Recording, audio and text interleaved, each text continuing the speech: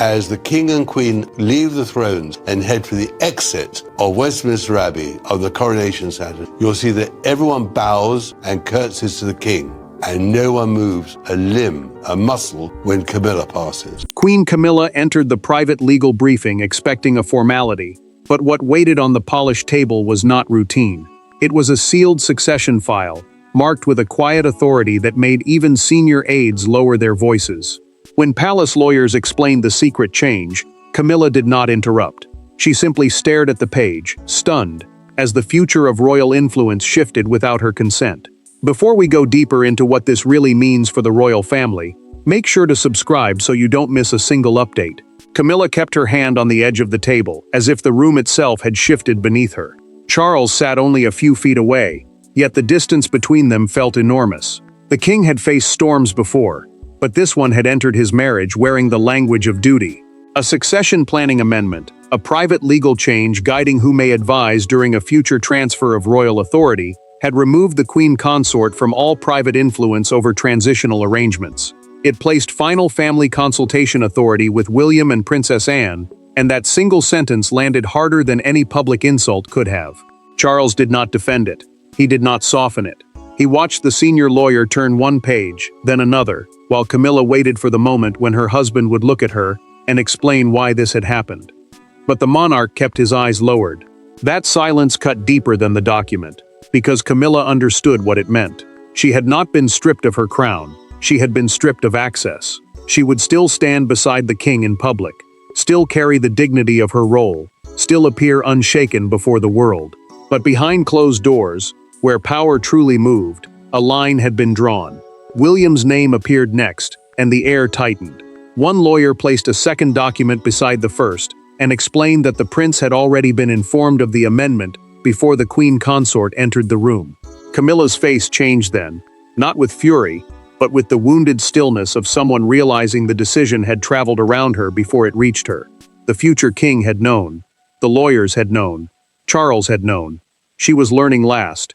Anne's name came after that, written as a formal witness. A formal witness means someone who confirms a document's authority and helps prove the decision was deliberate, not accidental. Camilla looked at the name, then back at Charles, and the room seemed to hold its breath. This was not a clerical adjustment. This was coordination.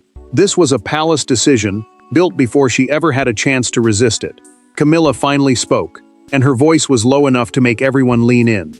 Who decided I should learn last? Charles looked up at last, but his answer came too late.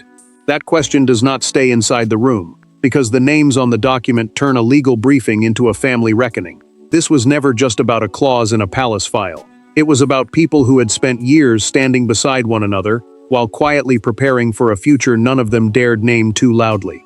Camilla saw betrayal. William saw protection. Anne saw duty. Charles saw a crown growing heavier by the hour, and each of them understood that the document had exposed what the smiles had hidden. Camilla sat rigidly after the meeting, one hand gripping the arm of her chair as if dignity itself depended on not moving. The queen consort, the title given to the wife of a reigning king, carrying public honor but not the direct power of the monarch, had always believed her place beside Charles gave her a voice in the most sensitive corners of palace life. She had stood through whispers, judgment, and years of uneasy acceptance. Now, in one private file, that closeness had been measured, limited, and written down. William did not see it as cruelty. The prince saw danger in anything unclear. Succession planning, the careful preparation for how royal authority passes from one reign to the next, mattered, because confusion at the wrong moment could shake the whole institution. He believed the next reign needed clean lines, not private pressure, not old wounds, not competing households pulling at the same future. To him, the amendment was not an attack on Camilla. It was a shield around the crown. Charles retreated into silence, because every answer carried a wound. The king knew Camilla felt humiliated, and he knew William believed delay would be weakness. His wife had given him loyalty in public when the world was not always kind. His son had given him warning in private when the palace could not afford another fracture. Between them, the monarch sat with the terrible knowledge that protecting the future meant hurting the person closest to him. Anne became the figure no one could easily challenge. The princess had not raised her voice, had not dressed the decision in emotion, and had not softened the truth for anyone's comfort. A formal witness, in plain terms, is the person whose name helps confirm that a document was approved properly and deliberately. Anne's presence on the file mattered, because she carried a reputation for discipline. She would not bend the crown to spare pride. She would not make duty sound gentle, just because the room was painful. A senior courtier later admitted in a documented internal account that the amendment was designed to stop informal influence from shaping the next stage of royal authority. That phrase struck like a hidden accusation. Camilla understood it. William understood it. Charles feared it. Anne had already accepted it. William stood at the far end of the corridor, preparing to face Camilla privately. He knew she would not forgive the order of events. She had learned last. He had known first.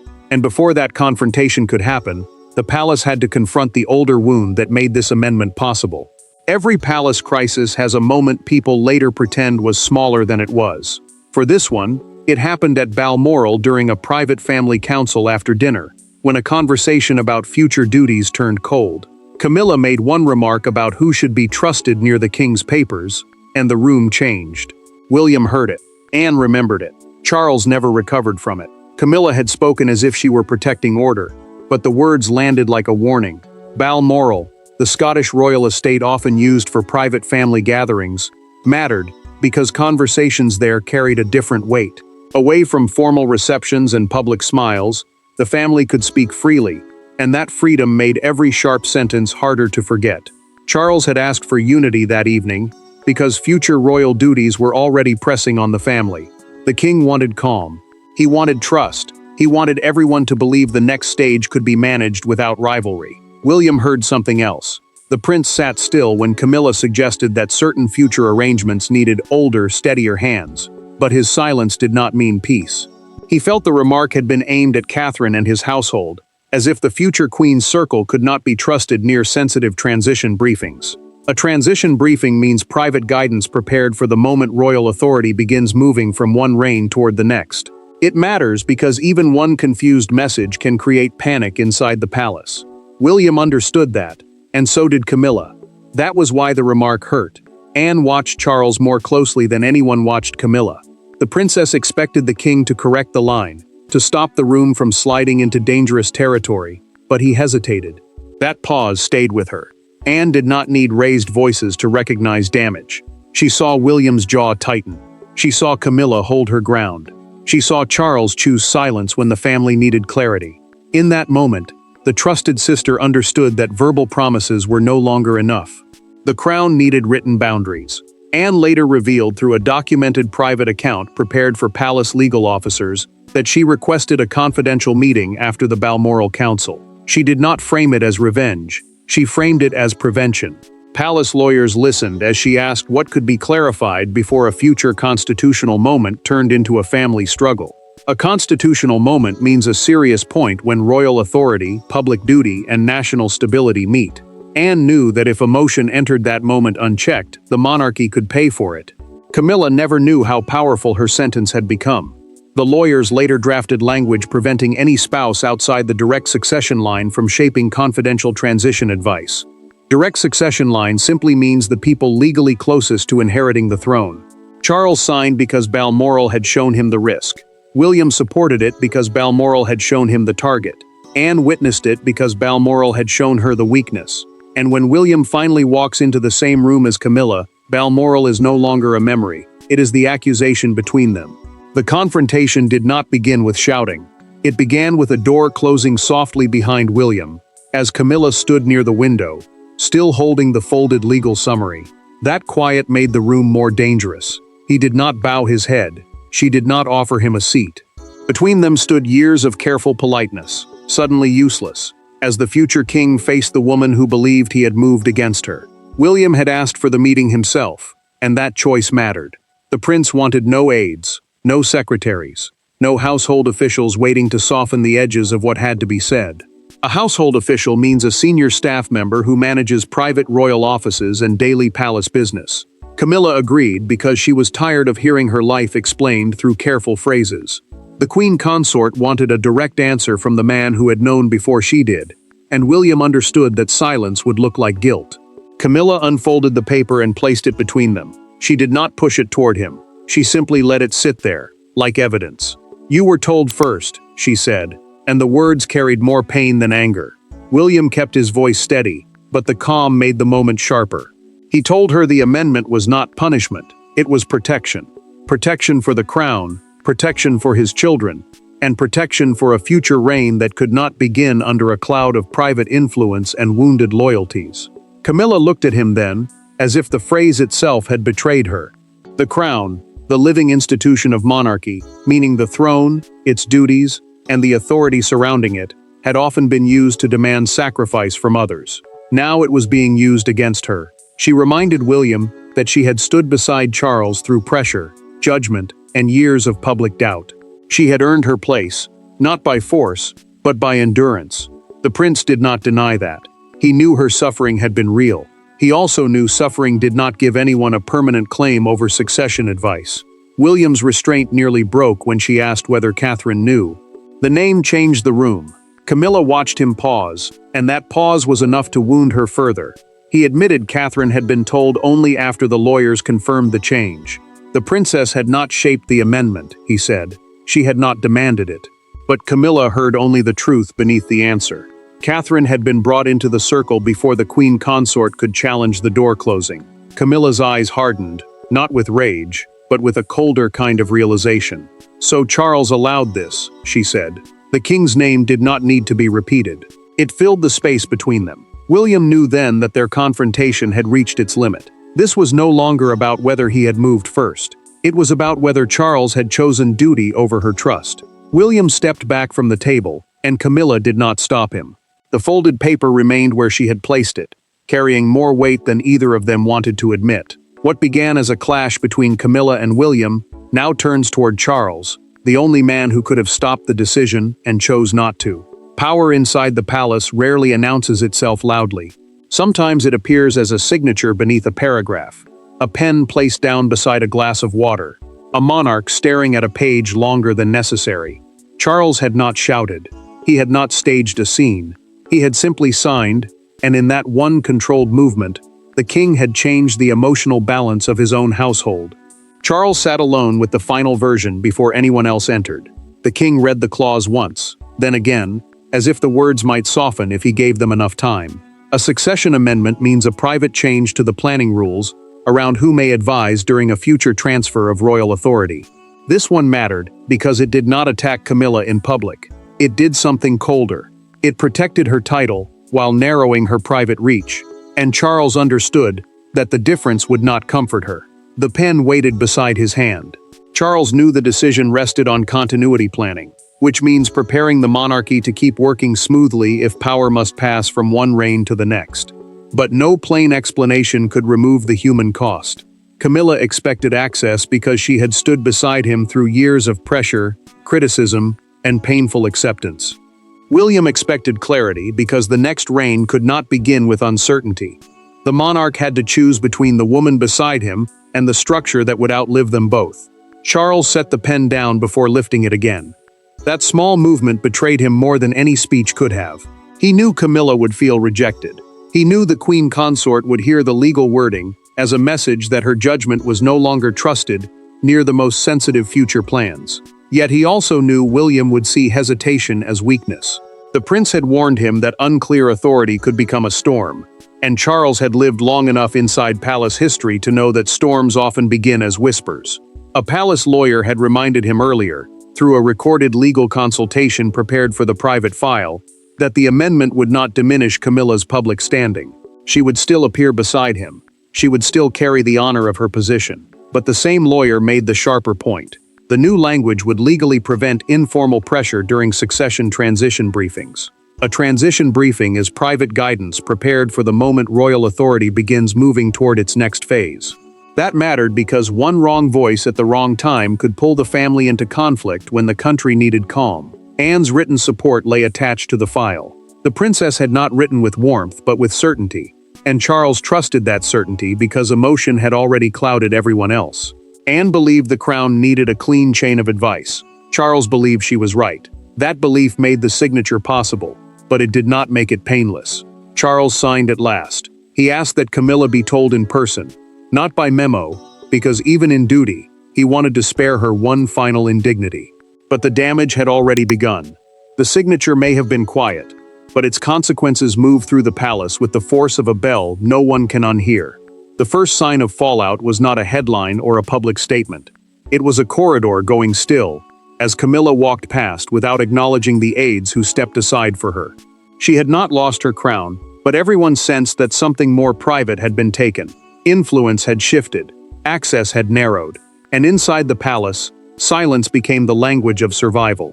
Camilla returned to her private sitting room, without asking who had seen the file. The queen consort removed her gloves slowly, one finger at a time, as though each small movement helped her stay composed. A restricted advisory protocol means a rule limiting who receives private planning notes and who may advise during sensitive royal decisions. This mattered because her office would no longer receive advance copies of succession transition notes unless Charles personally approved them. Access that once felt natural now required permission. A lady-in-waiting asked whether she wanted tea, and Camilla refused without turning around. The offer was ordinary, but the room no longer felt ordinary. Every small kindness sounded like pity. The queen consort understood the new reality with painful clarity. She could still attend public events, still stand beside the king, still be addressed with respect, yet the most guarded files would move around her office instead of through it. That was not a public fall. It was a private narrowing, and private losses often hurt more because they must be hidden. William's household received its own formal notice before the afternoon ended. A formal notice is an official written message confirming a decision, so no office can later claim confusion. The prince read that future planning channels would run directly through the king, the heir, Anne, and approved legal officers.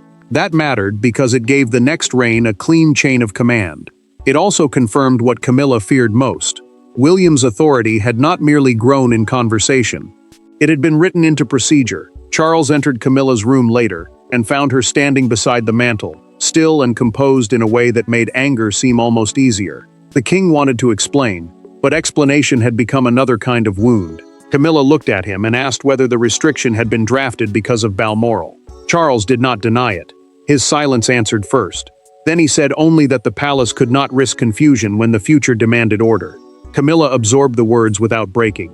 She had suspected Balmoral mattered, but hearing Charles leave the suspicion untouched made it real. The king saw that realization settle over her, and for one moment his duty looked like cruelty. He had protected the crown, but he had also confirmed that her old sentence had followed them all the way back to London.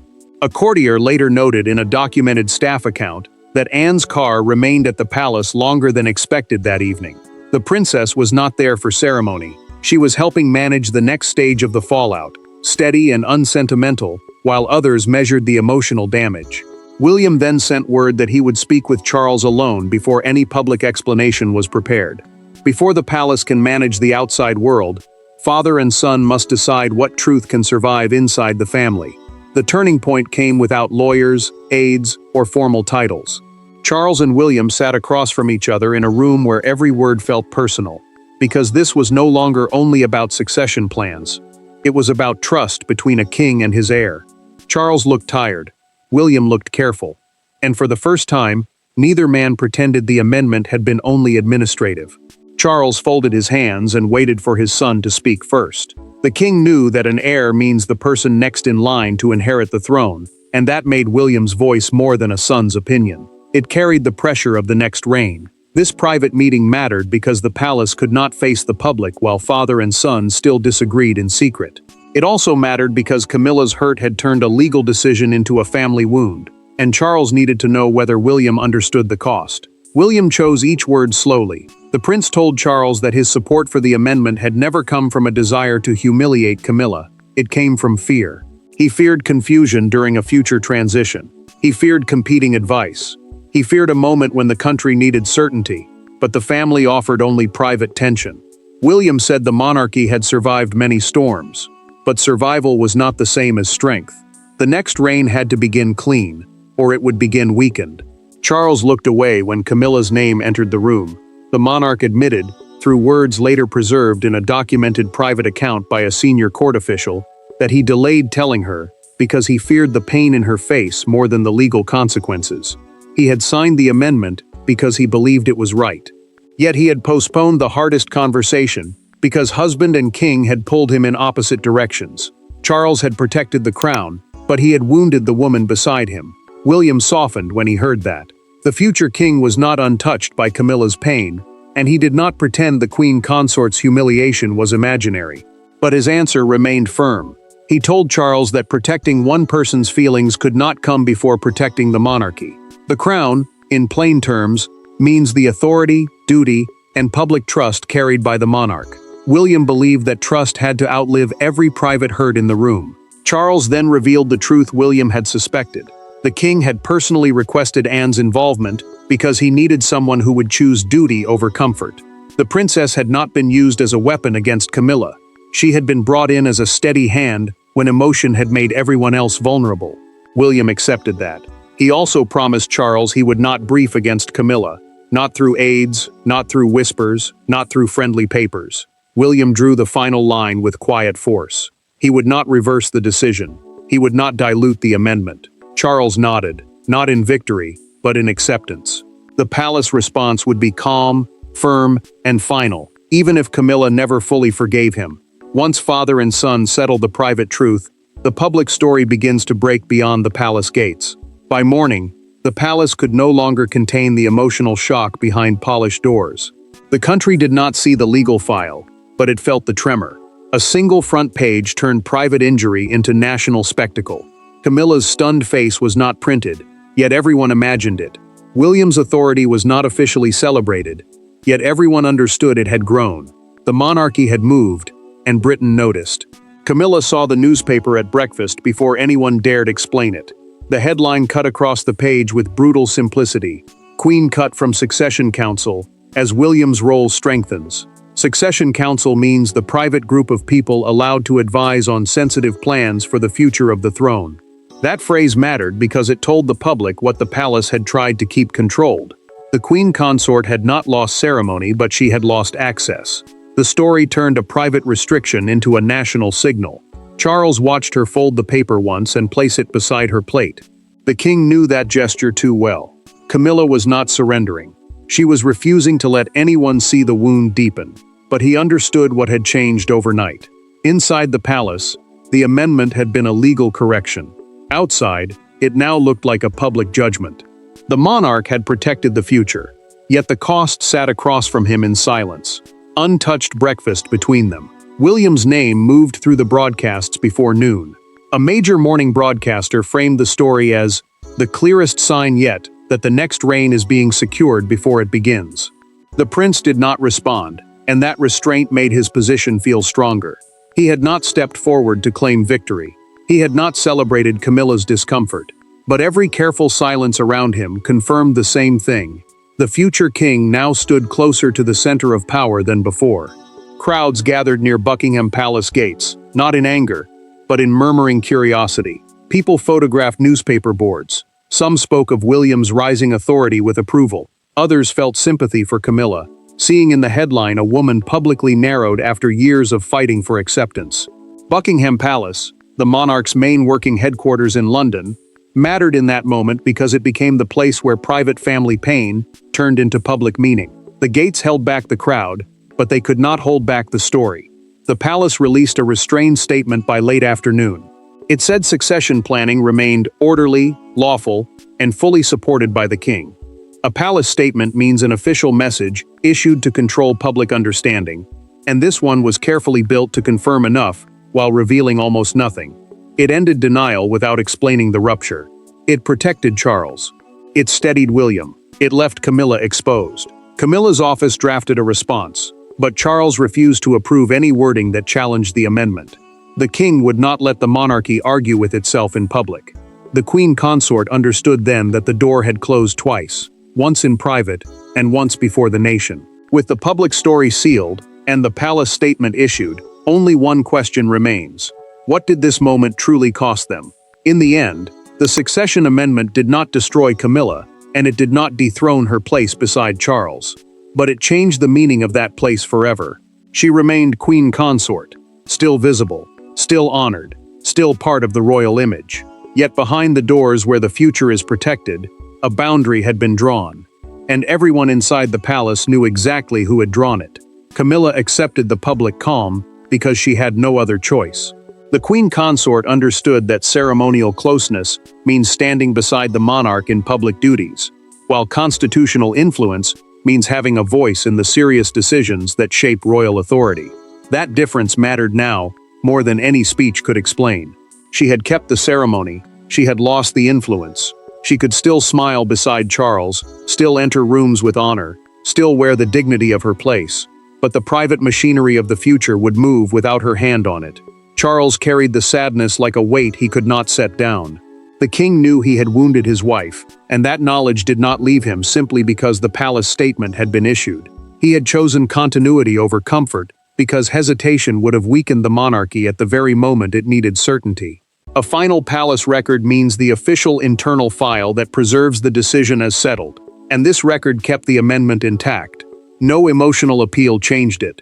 No private anger reversed it. No public pressure softened the line. William's silence became the strongest statement of all. The prince did not celebrate the outcome, and that restraint mattered because victory would have made the wound look personal. He simply protected the decision. The future king understood that power sometimes speaks loudest when it refuses to explain itself. Anne remained positioned as the trusted witness, the one whose loyalty had been placed with the crown before any private alliance. The princess had not acted for comfort. She had acted for order. Camilla sat alone after Charles left the room, and the stillness told her what words no longer needed to say. The queen consort realized the decision would not be undone. She had survived public judgment before, but this was different. This was not the world questioning her. This was the palace limiting her. The pain was quieter, and that made it sharper. Charles knew the cost. William knew the meaning. Anne knew the necessity. And Camilla knew the boundary. This moment meant her influence had reached its limit. The king had chosen duty over domestic peace, and the monarchy had quietly prepared itself for life beyond the present reign. The story ends not with collapse, but with recognition. The crown survived because someone finally decided where loyalty had to stop and duty had to begin. Thanks for watching. Please don't forget to like and subscribe, and we will see you in next one.